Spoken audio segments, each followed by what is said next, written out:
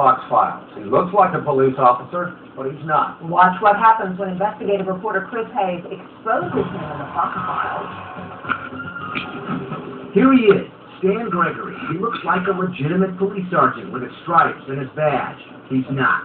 Court records show Gregory was denied entrance into the police academy. Why? He's accused of misrepresentation. He failed to reveal convictions for stealing and driving on a revoked license. But it didn't stop him from putting flashers in the headlights of his car and gathering these official police ID badges. We caught him here, using the flashers to order people around Wellston. When I walk up to him, you can see his gun. We reported him immediately to Wellston Police Chief G. Thomas Walker. And that was a surprise, and it's glad you brought it to my attention. With our camera rolling, Chief Walker pulled Gregory out of court where he was working as a bailiff. When Gregory came out to us, he told me he put his gun away. But you told me that you were allowed to have it. But I didn't let him know.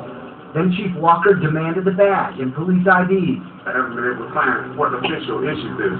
So these have been confiscated, and at the end of my investigation, they will be destroyed. Is that a fucking badge?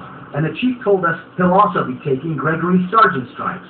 None of Wellston's legitimate officers have that rank yet. Is it strange that he's actually the highest ranking, yet he's not even an officer? Well, he doesn't have any ranking, and again, those will be coming off. But it wasn't enough to stop Gregory. Here's his car. We found him the very next weekend, parked in front of the Airport Embassy Suites, and on the passenger seat, we could see this patch on his jacket. Make my day. Gregory's inside the hotel running security, even though we found he doesn't have a security license. It didn't take county police officers long to find him, too. There on Gregory's sleeve, you can see where it says police. Gregory, you really want to be an officer, don't you? He had no comment. St. Louis County Police Chief Tim Fitch is cracking down on one of the officers. This hotel, they were relying on the fact that they thought he was a fully certified, licensed officer. They didn't know any better. Fitch wants people to ask for credentials when hiring security, or call the city or county police for a license status. Gregory looks the part. People are going to assume this is a police officer.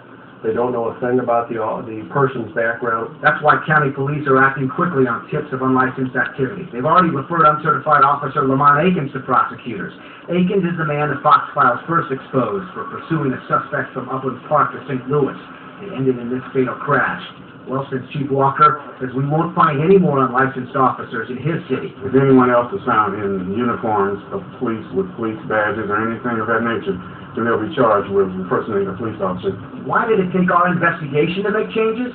The chief says he just took over 3 months ago, and he's still trying to figure out where Gregory got the tools to look like a police officer.